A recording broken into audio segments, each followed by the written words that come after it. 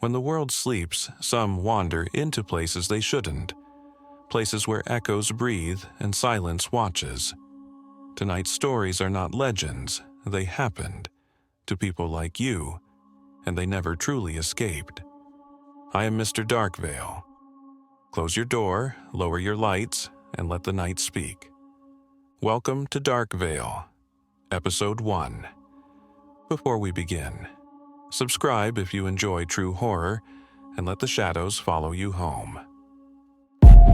Story 1. It was one of those sticky summer nights where the air hung thick with heat, and the only real escape was being outside.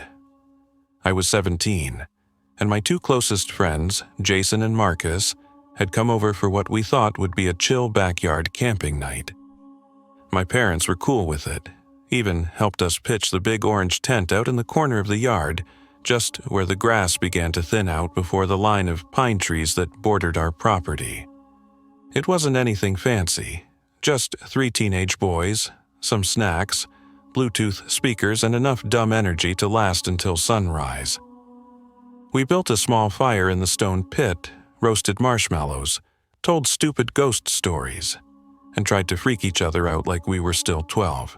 The moon was full, casting a hazy glow through the trees, and the occasional hoot of an owl or chirp of crickets kept us company. By around 1 a.m., we'd mostly crashed. Jason had climbed into his sleeping bag and passed out first, his snores echoing softly. Marcus was half awake, scrolling through his phone with one eye closed. I lay on my back, arms behind my head, staring at the roof of the tent, listening to the night. That was when I heard it, the zipper. It was slow, too slow, a faint, deliberate sound, the kind you notice only when everything else is still. It came from the main flap of the tent.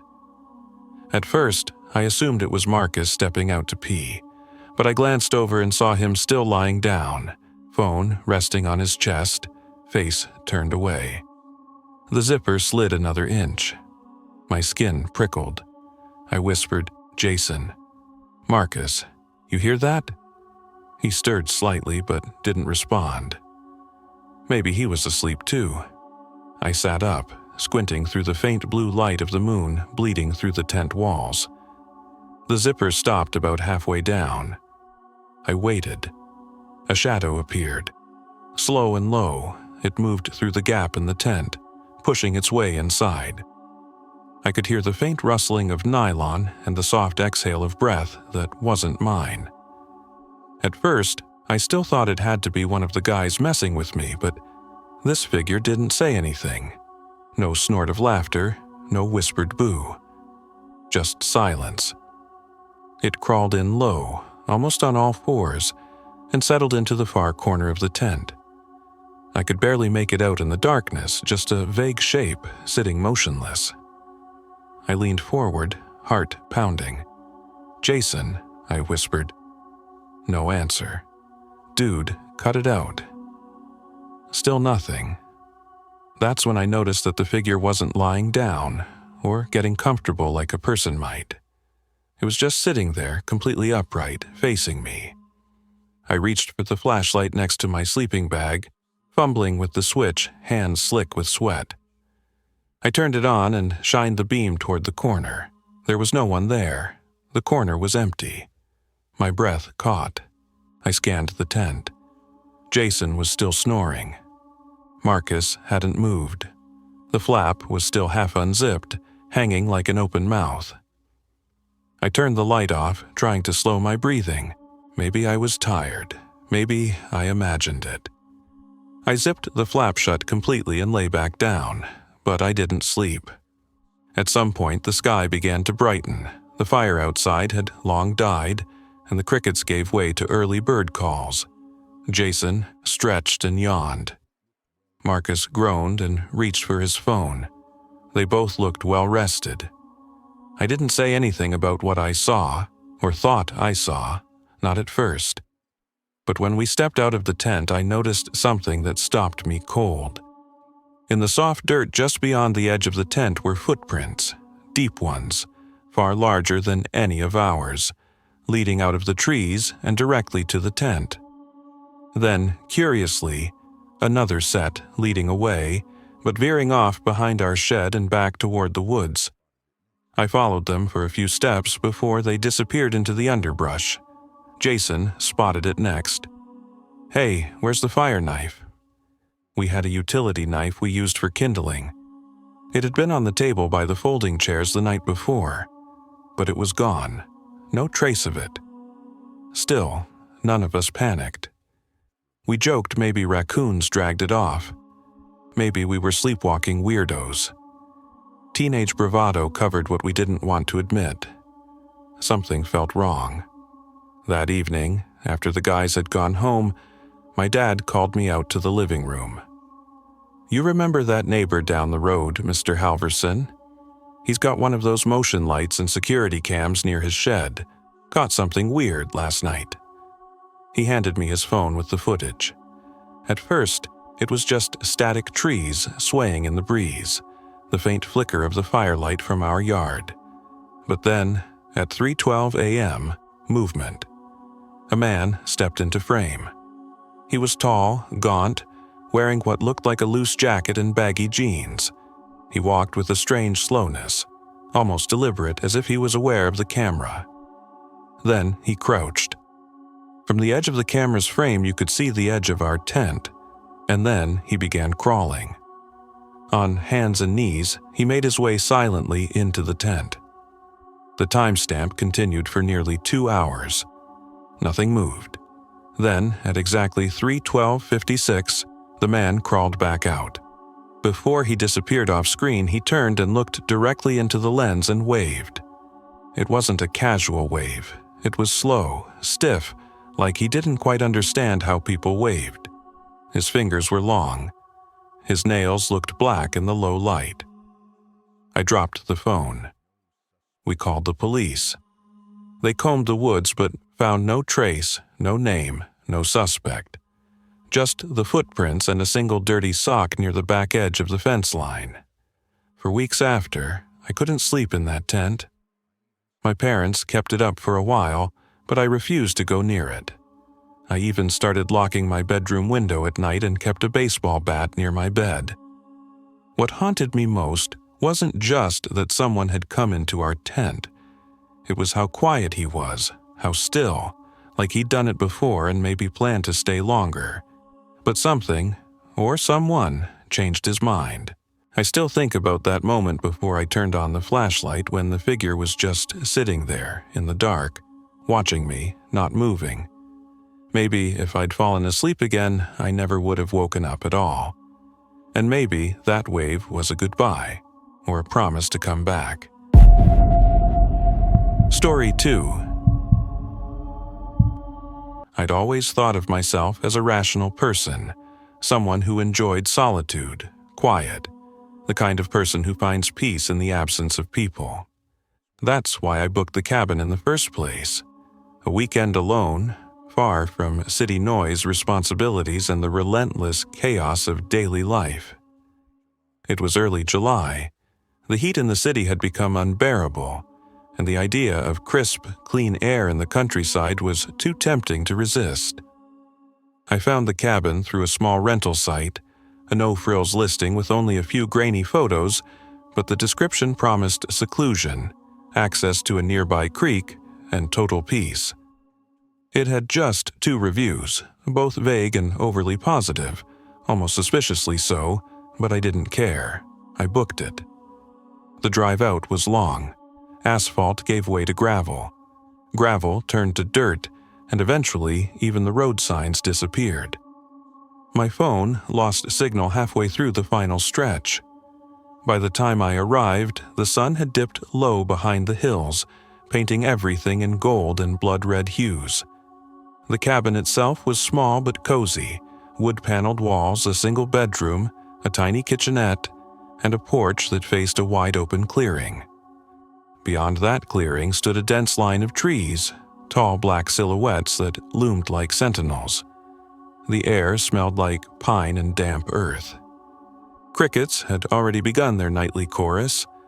I unpacked, made a quick dinner, and settled in with a book. No TV, no internet, no distractions. Just me, the trees, and silence. That night I slept deeply. But the second night, that's when things changed. It started subtly. I had just finished dinner and was rinsing my plate in the sink when I heard it. Music, faint like it was being carried on the wind. A soft, distant melody, almost like a lullaby played on an old music box. It was so faint I almost dismissed it as my imagination. Curious, I stepped onto the porch. The night was thick and warm. The only light came from the sliver of moon above, and the orange glow spilling from the cabin windows behind me. I listened again. There it was. Music. Definitely music. And then, light. Not from the sky. Not from my cabin. Between the trees and the darkness of the forest, I saw flickers. Small glimmers, like fireflies, but too steady, too intentional. They moved slowly, weaving in and out of the trunks, as if someone or something was walking through the woods, holding torches. I leaned forward, squinting. That's when I heard the voice. Right behind me, a breathy whisper, low and almost tender. Don't look at the tree line. I spun around, heart in my throat. No one was there. I was alone. But it didn't feel that way. The air felt charged, heavy, like something unseen had just fled, leaving only its words behind. I backed into the cabin, locking the door, pulling the curtains tight. I sat in the center of the room, with every light on, clutching my phone, even though I had no signal. The music stopped. The lights in the woods faded. But I didn't sleep. Around 2:30 a.m., I heard something again. Not music this time. Whispers, faint, dozens of them, dozens of voices, all whispering at once, overlapping, layered like wind through dead leaves. Some were soft and pleading, others sharp and angry. A few sounded like crying. I crept to the window and peeked through the blinds. Just beyond the clearing at the edge of the trees were shadows. Tall, narrow figures, blacker than the night itself. They stood perfectly still, shoulder to shoulder, lining the forest like a wall. Not moving, not blinking, just watching. I stared for what felt like hours. They never crossed the clearing, never stepped into the light, but they never left. The whispers continued until the first hint of dawn broke through the sky. Then, silence. When the sun was fully up, I forced myself outside. The morning air was cool, birds chirped, and everything seemed deceptively normal until I saw the burnt circle. About 15 feet from the porch, right in the middle of the grass, was a perfectly round patch of scorched earth, charred black, as if someone had held a blowtorch to the ground in a flawless ring. The grass around it was untouched, green and lush, but within the circle, nothing lived. And then I saw the note, pinned to the front door with a rusty nail. It was a piece of yellowed paper. The edges frayed like it had been folded and unfolded 100 times. Scrawled in jagged handwriting were 4 words. Next time, don't look. I left that morning, didn't pack, didn't clean. Just threw my keys on the table, ran to my car and drove. I didn't stop until I hit a highway. Even then, my eyes kept flicking to the rearview mirror, half expecting to see shadows standing along the roadside. When I got home, I opened my laptop and went straight to the rental site. The cabin listing was gone. Not just marked as unavailable, completely erased, no photos, no address, no history. Like it had never existed. I emailed the company. No response. I searched for the location using the GPS coordinates from my car's history. Nothing came up. Satellite view showed forest, just endless trees, no clearing, no cabin. I haven't spoken about it until now. But sometimes in the dead of night when the wind shifts through the trees outside my apartment, I swear, I hear something. A whisper, low and trembling. Don't look at the tree line. And I don't. Not anymore. Story 3. It was just supposed to be a late-night drive home.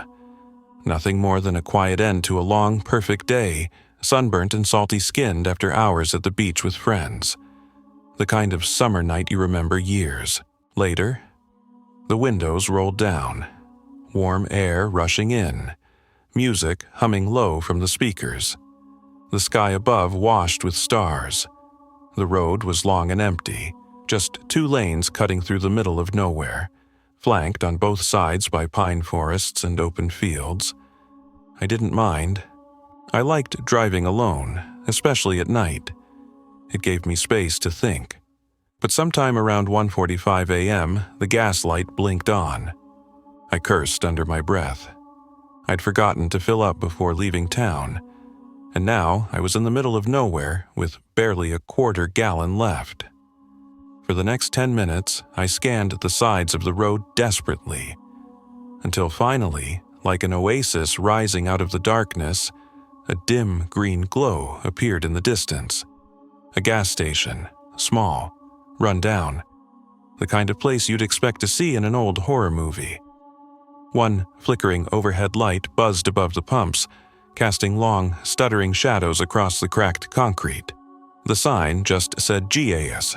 No brand, no prices, just that one word. Faded and crooked, but I didn't care. I pulled in, parked next to pump 2, turned off the engine and stepped out.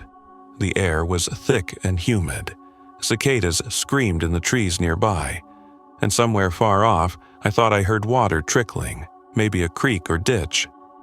I slid my card into the reader, declined, pay inside. Annoyed, I grabbed my wallet and walked toward the small store. The glass door was scratched and smeared with fingerprints, and as I pushed it open, a little bell chimed overhead. Inside was just as bad. Flickering fluorescent lights, dusty shelves with old cans of beans and expired candy bars, a humming soda machine that looked like it hadn't worked since the 90s. And behind the counter, a man, mid-60s maybe, balding, wearing a grease-stained flannel shirt. But what got me was his face. He was staring straight ahead, eyes locked on something I couldn't see, lips barely parted like he was mid-sentence but frozen. Pump 2, I said, placing my card on the counter. He didn't look at me, didn't blink. I was just about to repeat myself when he spoke, softly, slowly. If she knocks, don't answer, no matter what. I blinked. Excuse me? He still wouldn't look at me, just kept staring forward. If she knocks, he repeated, voice like gravel. Don't answer, not even once. A chill ran down my spine. I gave a nervous laugh, trying to play along. Right, got it. Creepy local legend, huh? He didn't laugh, he didn't move, just slowly slid my card back across the counter. Leave your window up, don't stop, drive until you see other lights. If you stop, she gets in. I grabbed the card, muttered a thank you, and walked out fast, heart thudding. I filled my tank as quickly as I could. The entire time, I kept glancing toward the woods surrounding the station, half expecting to see someone watching from the trees, but there was no one. Just night. I jumped back into the car, slammed the door, locked it, and turned the ignition. As I shifted into drive, I paused and let out a shaky breath. That's when I heard it. Knock. A single sharp tap on the driver's side window. My blood ran cold. I turned my head slowly, terrified. No one was there. I stared into the night. The flickering gas station light buzzed behind me. The woods were still. I didn't move, didn't breathe. Then, knock, knock, louder this time. I floored it. Tires squealed against the cracked pavement as I shot down the road, headlights cutting through the blackness. I didn't look back. I didn't slow down. I just drove. The road twisted and turned, bordered by endless trees. My knuckles were white on the steering wheel, heart hammering against my ribs. After a few miles, I started to calm down. Told myself it had just been a branch, maybe an animal. That the old man was just crazy. That there was no woman, no knocking. That's when I heard the voice. From the back seat. A whisper, low and melodic. "Why didn't you let me in?" I jerked the wheel, nearly swerving off the road. I looked into the rearview mirror. Nothing. But the voice came again. "I was right there, so close, you saw me." I screamed and turned the music up to full volume. Anything to drown it out. Didn't work. The voice kept whispering, laughing, crying, pleading. It was like she was right behind me, her mouth inches from my ear. I couldn't take it. I slammed the brakes and pulled into the first lit building I saw, a much larger gas station with neon lights and a glowing convenience store. I threw the door open and ran inside like my life depended on it. The clerk behind the counter, a young guy, probably college-aged, froze when he saw me. His eyes went wide. "You came from the old station, didn't you?" he asked, backing away slightly. I nodded, breathless. "Yeah, I had to stop there, low on gas." He looked like he wanted to throw up. "You shouldn't have left," he whispered. "She follows people who leave." I turned, ready to ask him what the hell he meant. But then I saw it. Through the glass doors of the shop, across the lot, parked under the fluorescent lights. My car, the back window was fogged. Not from the outside, the inside. And as I watched, frozen in horror, a handprint appeared, pressed gently against the glass, then dragged downward, slowly, deliberately, leaving a long smear behind. The lights in the parking lot flickered once, then again, and then went out. Summer nights should feel safe, but safety is an illusion when darkness comes without warning. Remember, when the night is too quiet, when something moves just out of sight, you might already be part of the story. Story 4. I don't like talking about this. It's not just because it's humiliating, though it is, deeply. It's because every time I tell the story, I swear something reacts. Like there's a shift in the air. Like the corners of the room get darker. Like she knows I'm talking about her again. But maybe that's the price. Maybe that's what I signed up for when I opened the door. I wasn't always like this. Paranoid, hyper-aware of every reflection. Too scared to sleep with the lights off. There was a time when I thought I was normal. A time before I said the words. Before I asked for help from something that wasn't God. And definitely wasn't human. It started 3 years ago. The worst year of my life. In the span of 6 months, everything I counted on. Everything that made me feel grounded was ripped away. I lost my job first. A cost-cutting measure at the company I'd been loyal to for almost a decade. 2 weeks later, my girlfriend left. Not just left for someone else. Someone she'd just met. But when I looked back, I realized she'd been emotionally gone long before she moved her things out of our apartment. And then, like fate couldn't resist one more blow, my mother died. That one broke me. She was the one person who had always been there for me. And when she was gone, it felt like I'd been hollowed out. I was broke, alone, angry, and I was drowning in a kind of hopelessness I can't even fully describe. That's when I started looking for something. It started harmlessly enough. Stress relief videos, meditation channels, tarot readings on YouTube. I rolled my eyes at them, but I kept watching. Somewhere in the back of my mind, I wanted them to work. I wanted something to work. Then I found the forums, the ones that don't show up in normal Google searches. You know the type, pitch black background. Usernames like Serpent Eater and Demon Bride 66. Threads that started in 2008 and were still active. People there weren't talking about meditation. They were talking about spells, rituals, things you could ask for, if you knew how. I should have closed the window. I should have laughed. But I didn't. I stayed up until 4 a.m., reading about people who claimed they'd summoned help. They all used the same word for what they did. Asking. They made it sound almost polite, like all you had to do was ask. I thought about my empty fridge, my overdue bills, the stack of envelopes marked final notice. I thought about how much I had lost. I thought about how no one was helping me. So I decided to ask. I still remember the night I did it. The instructions were simple. Too simple. A circle of salt on the floor, 3 candles, a mirror, and a name. The forum said the name didn't matter, any name would do, as long as you believed it. I didn't have a name, so I just whispered, "Help." Over and over, like I was begging, because I was. The first 10 minutes, nothing happened. I stared into the mirror, feeling stupid, feeling desperate. The candlelight made my face look hollow. My eyes looked like they didn't belong to me. I thought about giving up. I thought about how pathetic I must have looked, sitting on the floor, surrounded by cheap table salt from a dollar store.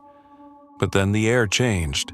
The room got colder, not drafty, cold, like I'd stepped into a refrigerator. And the shadows in the corners thickened. I leaned closer to the mirror. The glass looked darker, like water. And then she appeared. It wasn't like in movies, no sudden jump, no dramatic lightning strike. One blink, she wasn't there. The next blink, a woman's face. She wasn't standing behind me. She was inside the mirror. Pale skin, black hair, wet-looking, plastered to her cheeks, eyes too dark to see the whites. Her mouth moved, but I couldn't hear anything at first, just the shape of the words. Then, faint. A whisper, low, like it was coming from another room. "What do you need?" I couldn't breathe. I couldn't move. My throat worked, but my voice cracked like I hadn't spoken in days. I swallowed. Money. Her lips moved again. What else? I don't know why I didn't stop there, but the truth poured out of me, ugly and raw. I want them back. I want my life back.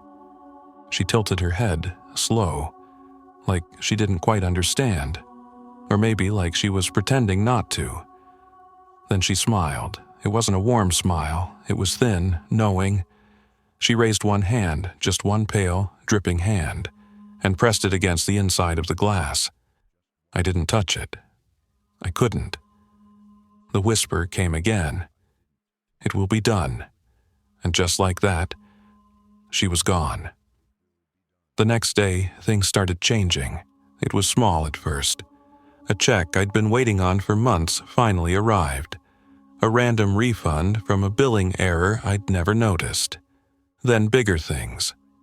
A friend I hadn't spoken to in years offered me freelance work out of nowhere. Within 2 weeks, my bills were paid.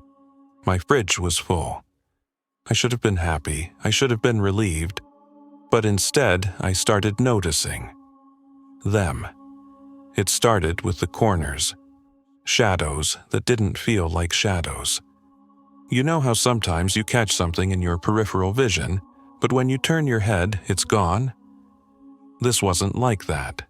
These things stayed. I'd be watching TV, and out of the corner of my eye, there'd be a shape in the corner of the room, not moving, just watching.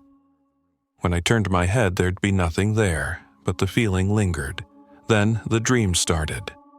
Every night I saw her. The woman from the mirror. Only now she wasn't in the glass. She was in my apartment, standing in the hall, sitting on the edge of my bed. Sometimes she'd whisper, sometimes she'd just look at me, and every morning I'd wake up more tired than when I went to sleep. At first, I told myself it was just my imagination, that I'd spooked myself with all the ritual nonsense. But then things started moving. I'd wake up and find the salt shaker from the kitchen on the coffee table, the bathroom mirror fogged, even though I hadn't showered, and the mirror I'd used for the ritual. Every night I'd wipe it clean. Every morning there'd be handprints from the inside. The help kept coming, though. I got a new job, better pay. I even started dating someone again. For a while, I thought maybe this was the price. A few weird nights, some bad dreams, and everything would be fine. But then, they started watching. I saw them first in the reflection of my TV, not her, them. Tall, dark figures, not quite human shape, too thin, too long. They stood in the hallway, in the kitchen, inches from my bed when I pretended to sleep, never touching, never speaking, just waiting. I started to feel sick all the time. Headaches, nausea. The apartment smelled wrong, like damp earth and metal, no matter how much I cleaned.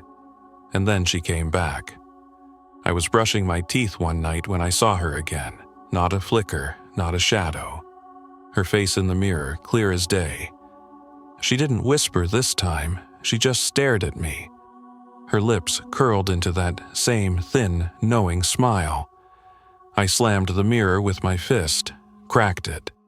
Blood ran down my knuckles, but when I looked again, the mirror was whole.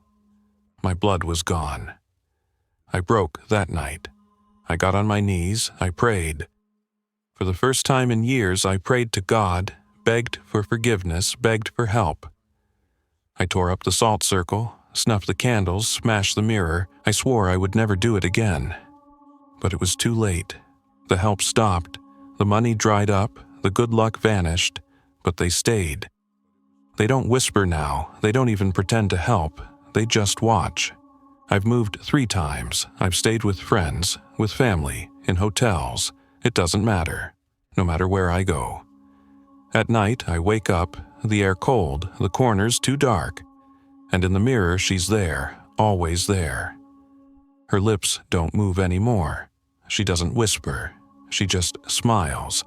A smile that says, "You opened the door. You asked for this." And I think she's right, because I can destroy every candle, every book, every scrap of salt. But I can't close the door. Not now, not ever. Because the price wasn't the ritual. The price was me. Story 5. I've learned something about desperation. It makes you do things you would have mocked before. Things you would have sworn you'd never be the type of person to try. It doesn't matter how rational you think you are, when your heart is broken enough, when the loneliness wraps around you like a second skin, you'll do anything to make it stop hurting. For me, anything meant black magic and a doll. It started after my breakup with Claire. We were together for 2 years. We lived together for almost 1.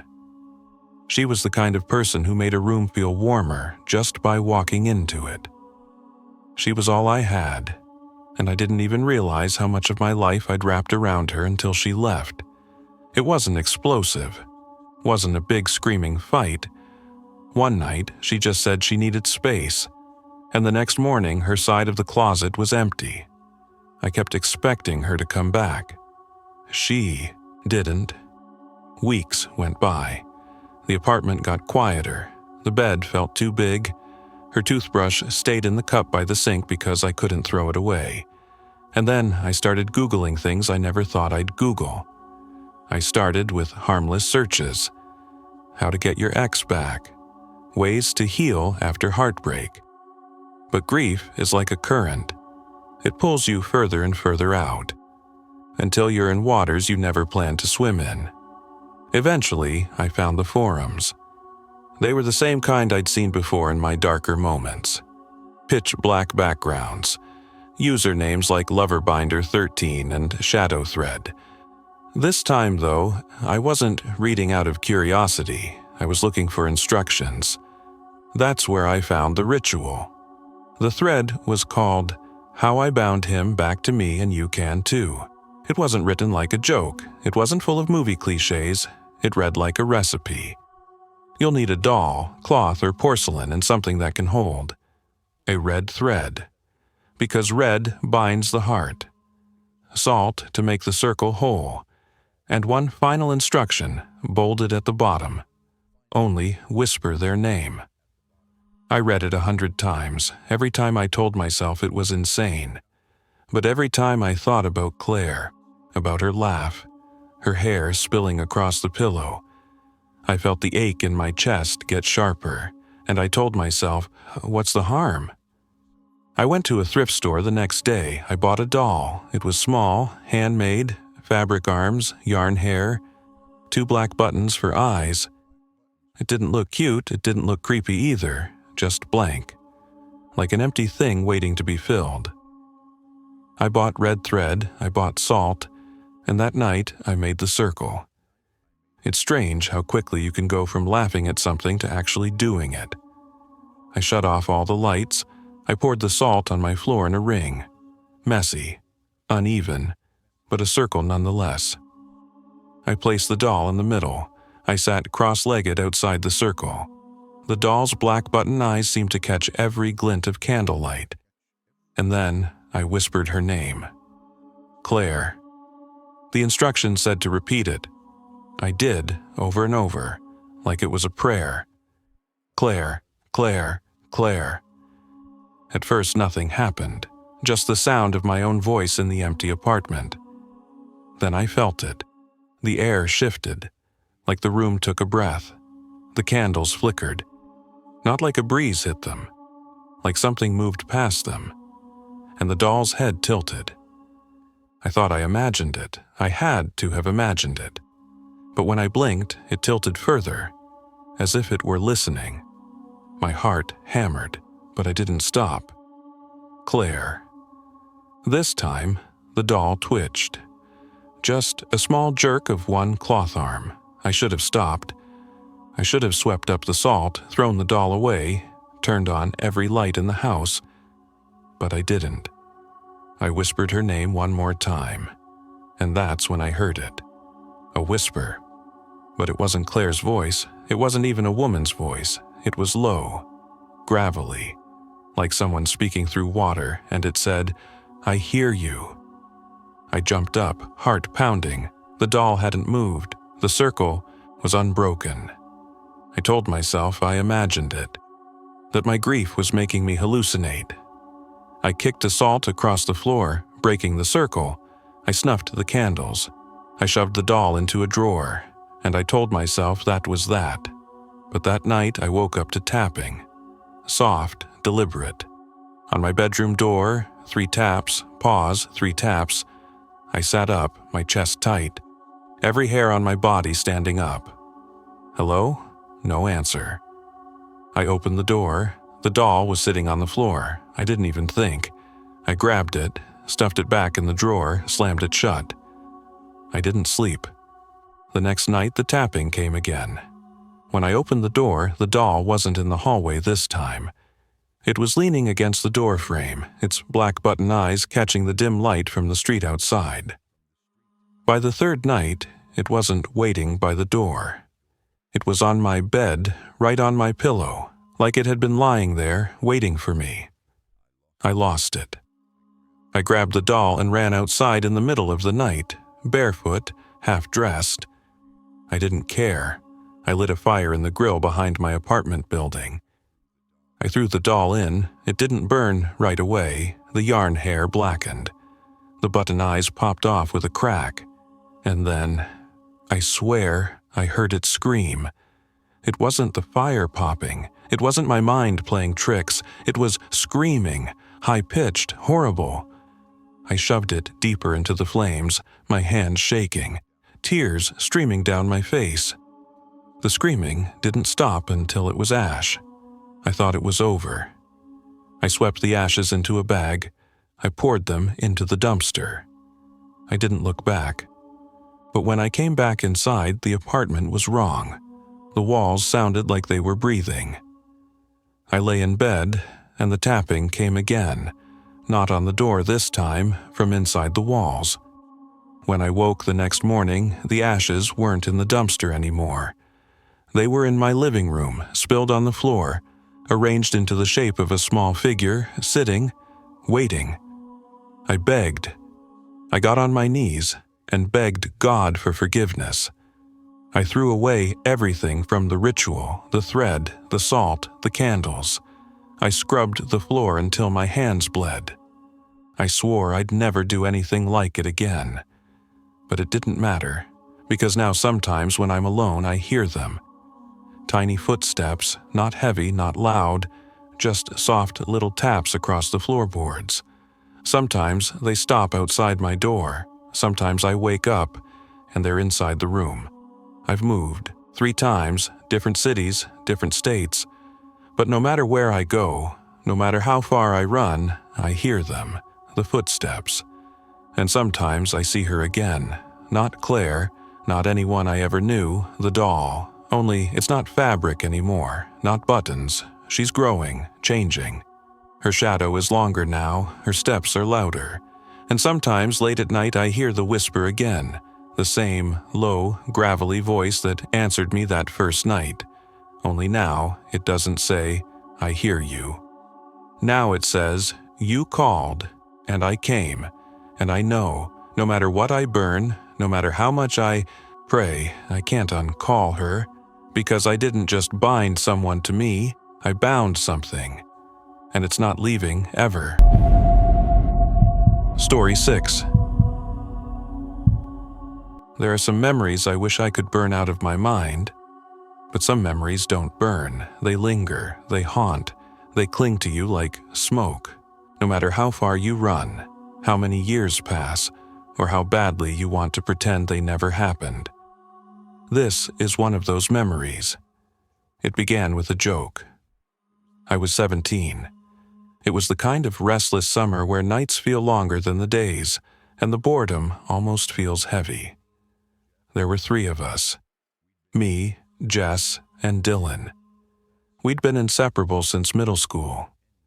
That summer we were hungry for something, anything, that felt like more than sitting around Dylan's garage, drinking flat soda and scrolling through our phones. Jess was the one who said it first. We should do something real. What do you mean, real? I asked. Like a ritual, she said, smiling like she was half joking, half daring us to call her on it. Dylan snorted. You mean like witchcraft? Why not? She said. There's that old graveyard off County Road 6. Nobody goes there, it'd be creepy, fun. That word stuck in my head. Fun. It's wild, the things you'll call fun when you're 17 and think you're untouchable. By the next night, we'd already made a plan. We'd sneak out, we'd bring black candles. Jess had found some real chants on the internet. She printed them out like they were lyrics to a song we were going to sing. We called it the Graveyard Pact. We thought we were being funny. We thought we were being edgy. We thought we were just kids having a weird summer night. The graveyard sat behind a crumbling stone wall, overgrown with weeds and choked with ivy. It hadn't been used in decades. Most of the headstones were cracked, toppled, names erased by rain and time. When we climbed over the wall, it felt like stepping into another world. The air was thick, heavy, like it was holding its breath. Jess laughed nervously, holding up her phone flashlight. Dylan said, "This is stupid," but his voice had that little edge like he was trying to convince himself. We found a flat patch of ground between 3 broken headstones and sat up there. Jess lined up the black candles in a circle, striking a match with a hand that wasn't as steady as she wanted us to think. The flames caught, flickering against the night, against the hollow eyes of the weather-worn statues watching us. I remember feeling the first chill then. Not a breeze, not the cold. A shift, like the air pressed closer. Jess opened the paper she'd printed, grinning like this was still a game. "All right," she said. "Everybody ready to summon our helper spirit?" Dylan rolled his eyes, but we all said yes. We started to read. The chant wasn't long, just a few lines in some half-baked language the website swore was ancient. But the moment we started speaking it, the night changed. It felt like the shadows between the headstones got darker, like they were listening, laughed. I shouldn't have. It wasn't a full laugh, just one of those awkward, nervous chuckles you make when you're trying to prove you're not scared. But my voice sounded wrong when it left my mouth. Too loud, like the sound didn't come back right. Dylan said, "Okay, cool, we did the thing. Can we go now?" Jess said, "Wait, you have to finish." So, we finished. That's when the air moved. I can't describe it any better than that. It wasn't wind, it wasn't a breeze. It was like the night itself shifted, like the blackness between the trees pushed closer. The candles flickered wildly. Jess's paper almost blew out of her hands, except there was no wind. And then Dylan said, "What the hell was that?" Because something had grabbed his ankle. I saw it, too. His shoe jerked like something had yanked it. He stumbled, swearing, looking around. But there was nothing there, no animal, no branch, just grass, and that creeping dark. Jess screamed, half real, half laughing, like she didn't know which it was supposed to be. I laughed, too, because laughing felt safer than believing. We ran. We blew out the candles. We left the papers. We didn't even bother climbing the wall. We just scrambled over it, tearing our jeans and scraping our hands. And when we hit the dirt road outside, we didn't stop running. That night, we all had the same dream. I didn't know that at first. I woke up at 3:13 a.m. My heart was racing. My room felt wrong, like someone had just left or was still there. I dreamed of a man. Tall, too tall. He didn't have a face, just a blank, pale oval where one should have been. He stood in the corner of my bedroom, and he didn't move, didn't speak. But I felt him looking. The next morning, Jess texted me, "Did you guys dream about him too?" From there, everything started to fall apart. We stopped talking about the dream, but we didn't stop having it. And it wasn't just the dream. Jess's car skidded off the road one night. She wasn't drunk. She wasn't speeding. She said the steering wheel jerked. Dylan started getting sick. The kind of sick where the doctors just shrug. Always tired, always pale. Me? I started hearing things. At first, just at night, whispers from the corners of my room, from the closet, from the space under the bed.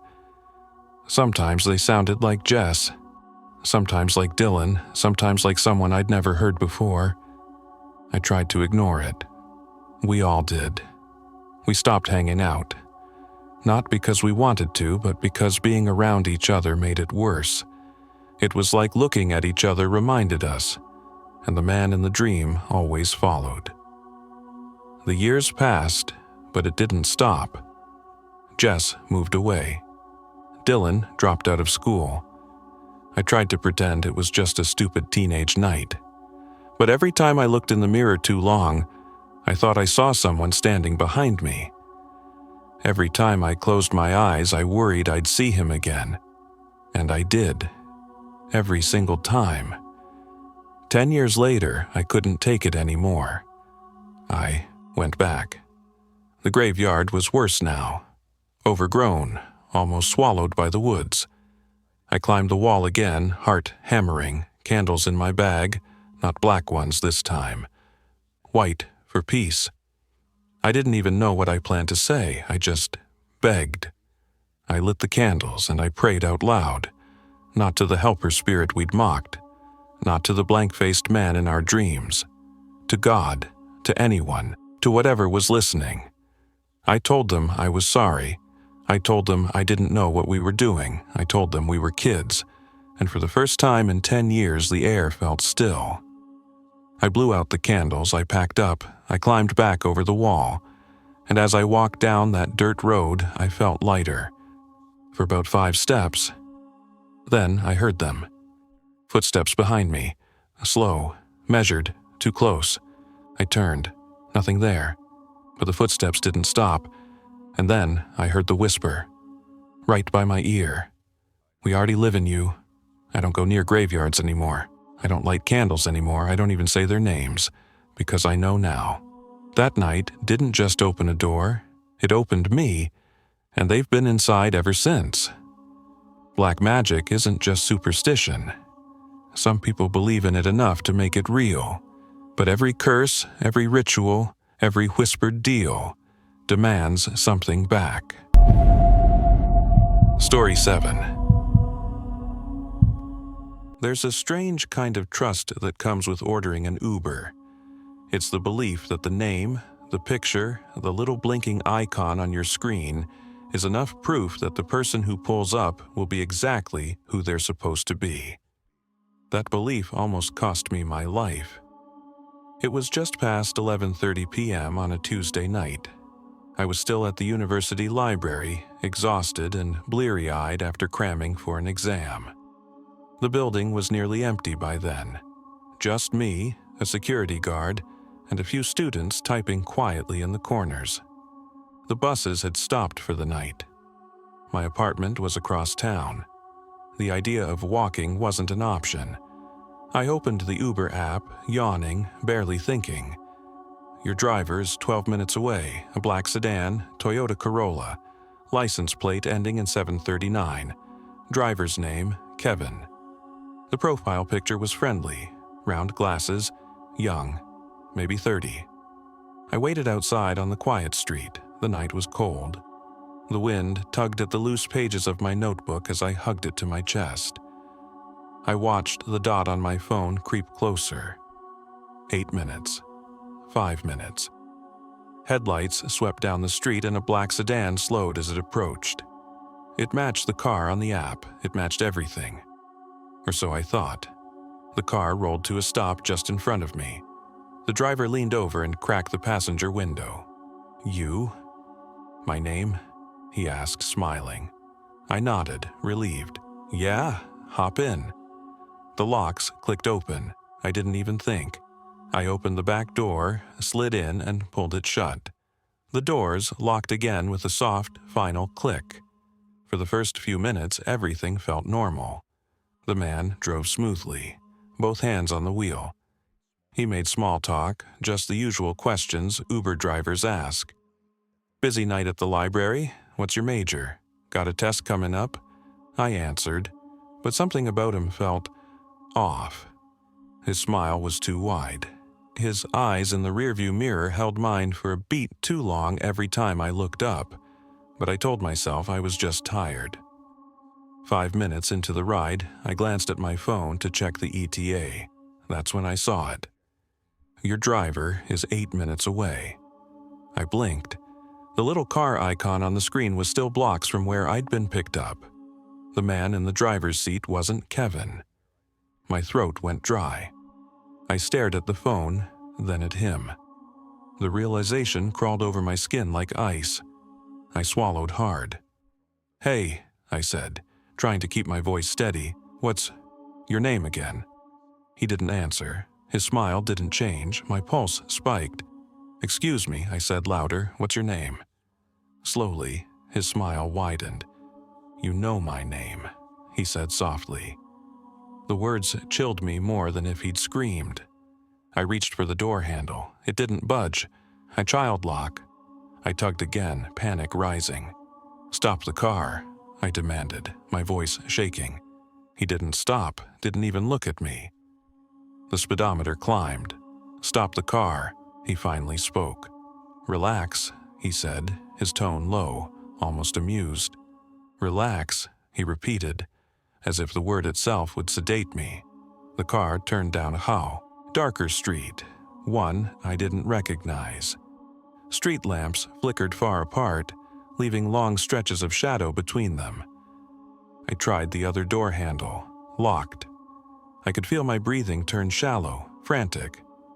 Every instinct in my body screamed that I wasn't going where he was supposed to take me, that I might never make it back. I pressed my hand over my pocket, feeling my phone. I couldn't call anyone, he'd hear, But maybe I could get out another way. I forced myself to stop crying, to stop shaking, and slowly, silently, I slid my fingers along the door, searching. The manual lock, there. I waited until the car slowed for a stop sign. The headlights illuminated an empty intersection. No other cars, no people, just silence. The car barely paused. That was my chance. I yanked up the lock, shoved the door open, and threw myself out. The asphalt tore at my knees and elbows as I hit the ground. Rolling hard, the breath knocked out of me. I heard tires screeching. I heard him shouting something, but I didn't look back. I ran. I scrambled off the road, into the grass, clutching my bleeding arms, my breath ragged and hot in my chest. The car slowed for a moment. Headlights swept past me, back and forth, like he was looking for me. Then, after what felt like forever, the engine roared. The sedan sped off into the night, gone. Minutes later, the real Uber showed up. The same make and model, the same car I thought I'd gotten into. Kevin stepped out, confused. "Are you... my name?" I was shaking too hard to answer at first. I just nodded, clutching my scraped hands to my chest. I couldn't stop shaking. The police were called.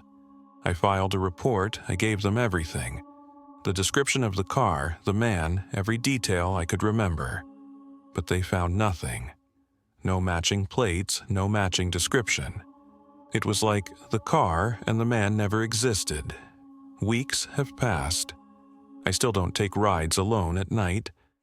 Sometimes I wake up from nightmares of that back seat, of that smile, of him leaning back and whispering, "You know my name." And every time I do, I can't stop asking myself the same question. How did he know mine? Because I never told him. I hadn't even said it out loud, but when that car pulled up, he said it before I opened the door, like he'd been waiting for me all along. Story 8. I always thought the worst part of being an Uber driver would be the drunk kids on Saturday nights, or the people who couldn't stop spilling fast food in the back seat.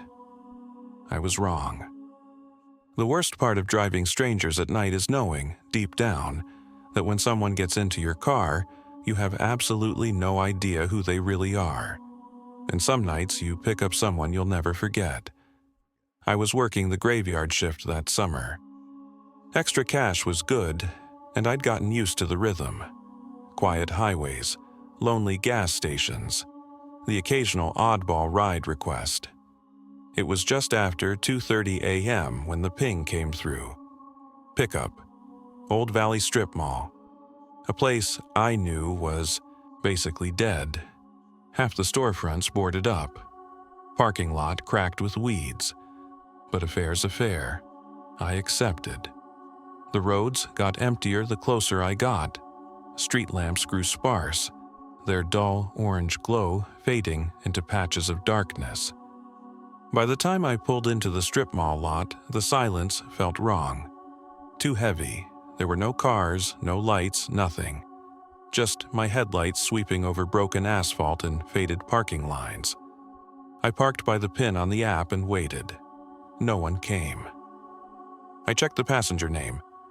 Evan, 5 stars, profile pic, a blurry generic selfie. I rolled the window down, called out softly into the night. "Evan." My voice echoed. Nothing. Then, movement. A figure stepped out from behind an abandoned laundromat. Tall, thin, a hood pulled up tight around his head, and covering his face, a mask. One of those cheap plastic masks you find in the dollar bin around Halloween. Expressionless. Almost cartoonish. He walked slowly, deliberately, each step crunching gravel beneath his boots. He didn't say a word when he opened the back door and slid inside. The plastic mask reflected my dashboard lights. I forced a nervous laugh. Hey, Evan?" The man tilted his head slightly, and then softly he spoke for the first time. "Just drive. I'll tell you where to turn." His voice was strange, calm, too calm. I hesitated for a beat, then put the car in drive. The first few minutes were silent. I kept glancing at the mirror, but that mask just stared back. Plastic grin, hollow eyes. Then he leaned forward. Close. Too close. I felt his breath warm against my ear. "Do you live alone?" he whispered. My grip on the wheel tightened. I tried to laugh it off. That's kind of a personal question, man." He didn't laugh. He just leaned back and whispered again. "Do you sleep with your windows locked?"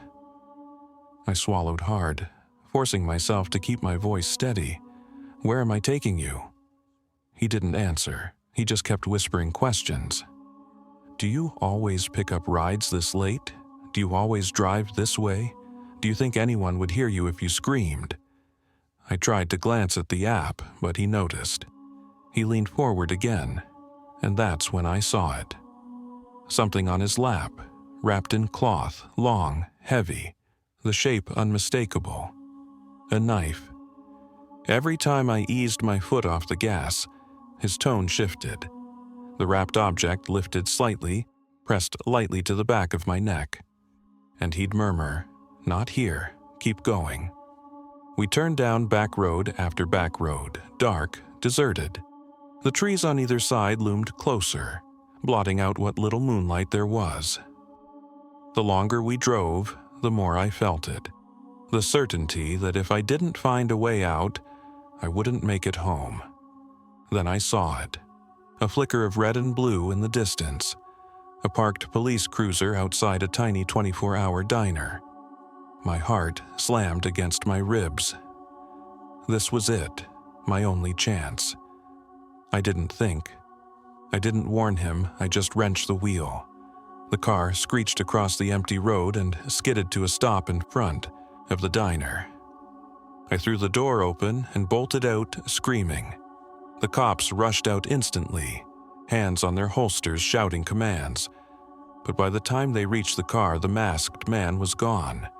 The back door was still ajar. The trees swayed gently beyond the parking lot. He'd slipped into the woods, silent, deliberate, vanishing like smoke. They searched for hours. Dogs, flashlights, everything. The only thing they found was the mask, lying on the ground at the edge of the tree line, and a few feet away, a butcher's knife wrapped in cloth. Rideshare account? Fake. The number linked to the app? Disconnected. It was like he'd never existed. I haven't driven nights since. I barely drive at all anymore. Sometimes I still see him when I close my eyes. That cheap, grinning mask in the rear view. And I hear his voice, low and calm, whispering in my ear. "Do you live alone?" Because now I always feel like I do, but I'm never really sure if I'm alone anymore. Story 9.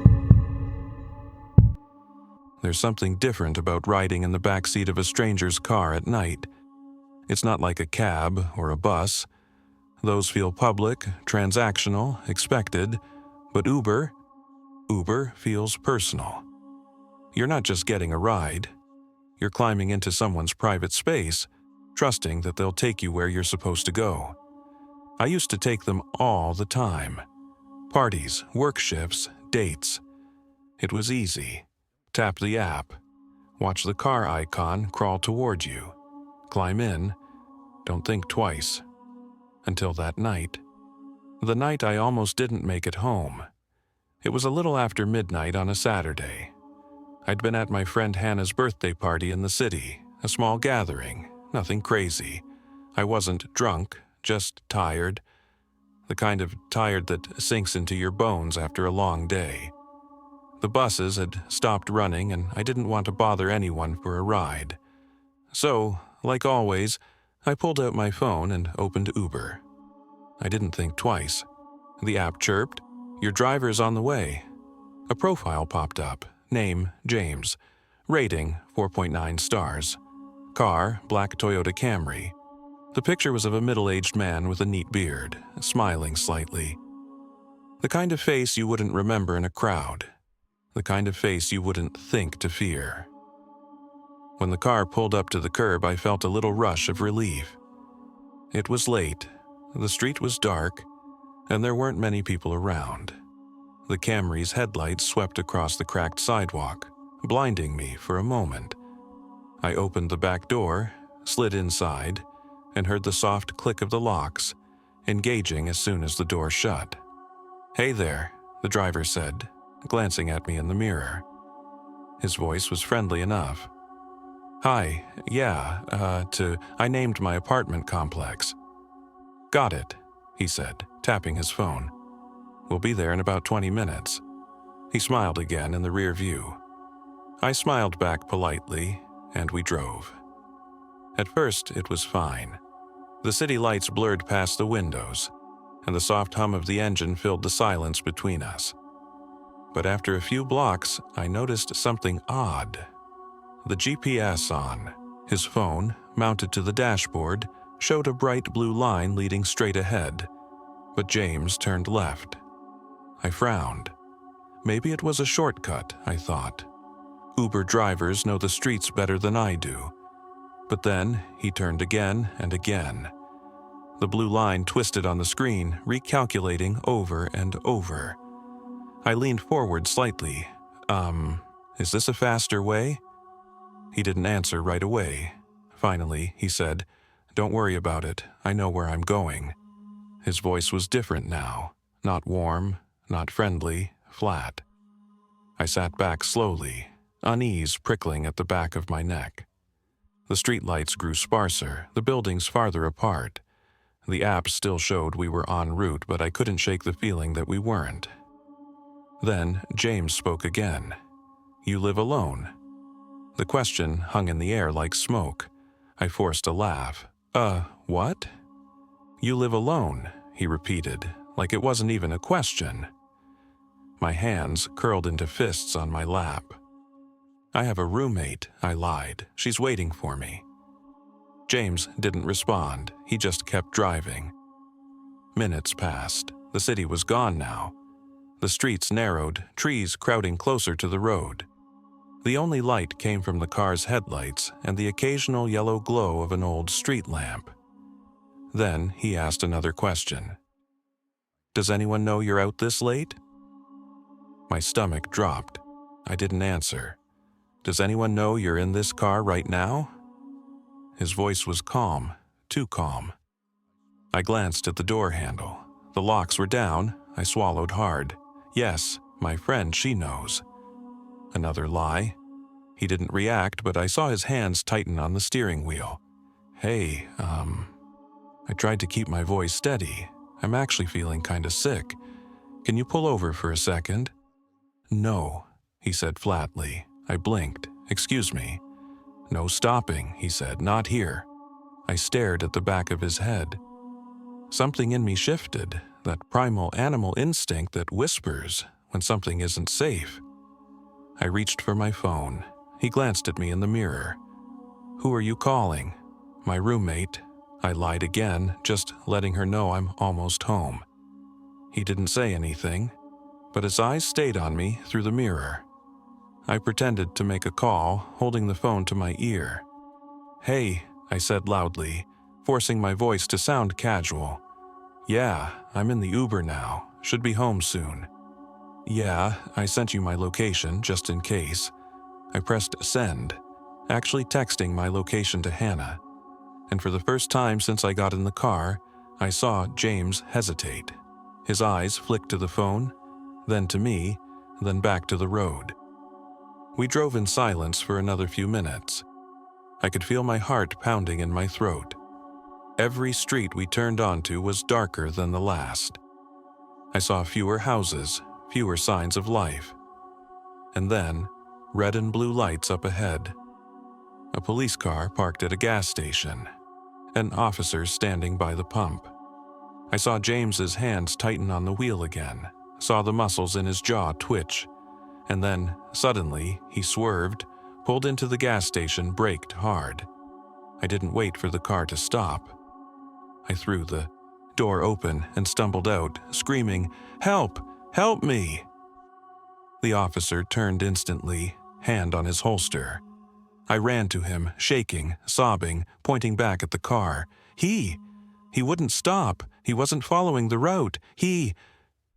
But when we turned back, James was gone. The Camry sped away, tires shrieking, vanishing into the night.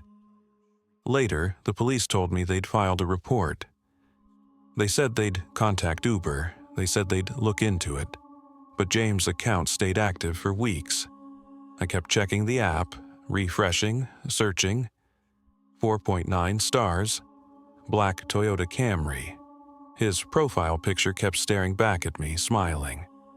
It's been months. I still take Ubers sometimes. But now, every time I get in, I watch the route like a hawk. I memorize the driver's face, the car, the license plate. I keep my phone in my hand.